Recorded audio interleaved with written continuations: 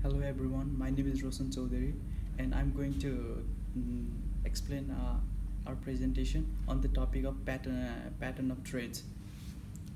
In our presentation, there is four parts: introduction, pattern of trade in India, pattern of trade in China, and conclusion. Introduction will be explained by me, and pattern of trade in India will be explained by Samundra and Avinash, and pattern of trade in China will be explained by Divas, and conclusion will be explained by Kishore. Now I'm going to start my part, which is introduction. In introduction, while talking about the pattern of trade, we have to know about the trade. Trade is defined as the exchange of goods and services. And in a trade, there is two main component, which is import and export. Import, which is defined as goods and services, which is bring inside our country, and export goods and services, which is sold to the other countries. And the trade of pattern is the change number of changes in the trade during various years. In this research, we took two countries, India and China, and we analyzed different pattern of trade during the year period of 30 years, and which is analyzed with proper reasoning, and differences found from various sectors at times examined and described. And thank you. Now I'm going to call my friend Dios to explain his part, which is pattern of trade in China. Thank you, Roshan. Now I would like to introduce my topic, that is trade pattern with China. So as you know that from the research, China is the main leading country in the world trade on goods and services, along with merchandise products and electronic products. So in this research, we came to know that till 1980, there was a balance of trade. It means that there was no any trade surplus and trade deficit. After that, in 1986, the rate of export increased significantly, and there was only trade surplus. So this was the trade pattern of China in the 30 years. As we know that the China is the leading country in the world in trade.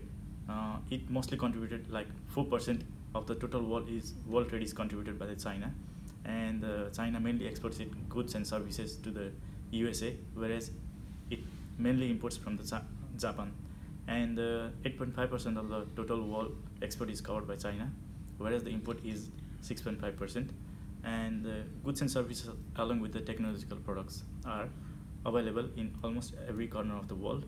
The China has competitive advantage on technological products along with the merchandise products and other electronic products. Thank you. This was my part. Now I would like to call Samundra to hand over the remaining presentation, and will be followed by Avinash. Thank you, Divas. Now I would like to continue my presentation. The topic of my presentation is the pattern of trade of India. The pattern of trade of India has changed remarkably over 30 years. During this period, the country has gained its independence, and it has become an independent nation.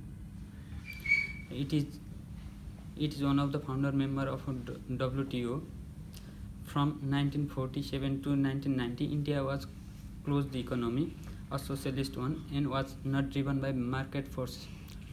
But at present, the Indian economy is derived by market forces.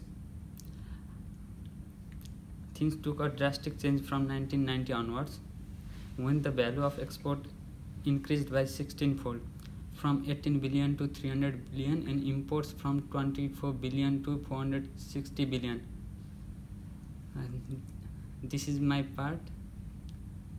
For further discussion, I would like to call Avinash. Thank you. Thanks, Samudra, for providing an insights on the history of trade pattern of India before independence. While talking about post-independence, India has changed its trading patterns from being like textiles to agricultural products, and also has increased its export in pharmaceuticals business and outsourcing business. And the other major contributor to India's economy or trade is foreign remittance. Be it changes in trading countries or trading patterns, India's imports resulted in 30% of in oil and oil products, and also India has been exporting 30% of products to OECD and OPEC countries, and also they have reduced the imports from 8% to 2% from European countries. Apart from that, India's trade pattern also includes the agricultural revenue, which has increased from 5,000 billion Indian rupees to 5,800 billion Indian rupees from the year 2012 to 2019.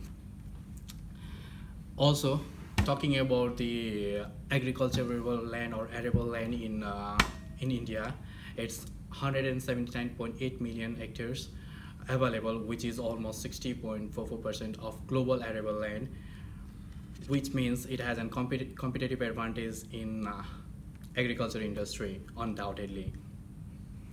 Also, the exports in the agricultural fields that includes for India are oil mills, cashew mills, basmati rice, and tobacco products. However, contrary to this, even in the agricultural industry, the export of coffee, spices, vegetables, and tea have lost their competitive advantage. Being agriculture a major driver of competitive advantage in the world market, India should now reform all the policies, make it accessible to all the farmers, and gain competitive advantages in the agricultural products.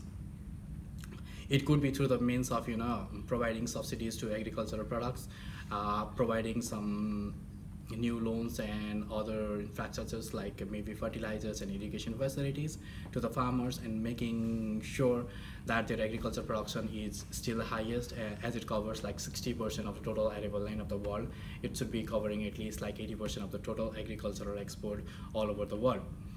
So having said that, India's trading partners have drastically changed from textile to agriculture, and they are still working on few of the agricultural products, and let's hope they will be able to gain their competitive advantage on these products and make the trading pattern very good.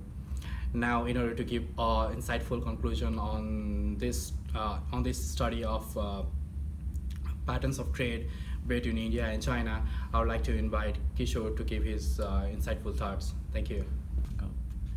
Thank you, Avinash. I'd like to conclude this research paper with various conclusions. This report includes the various changes pattern of trade in two different countries, India and China, for last 30 years, and change has been continuously over the years, and it's quite natural to shift the trading in India and China. Fluctuations are continuous throughout the decades, and significant changes are seen in trade. When country is in developing stage, imports are more than exports. With the export exceeds the import, which for the country to find a great prosperity. And the trade balance remained the same for quite a long time. The number of imports was equal to the number of exports. However, this didn't exist for a longer time. From this study, trade is basically determined by the tendency of the country to produce goods and exchange them in other countries. Thus, China has the competitive advantage on products such as technological goods, merchandising products, and services, and other various products. Whereas India has the products such as agricultural and pharmacy products and IT outsourcing. Thus, in other hand, it refers to the incapability of a country to balance the total number of imports and exports. Thank you.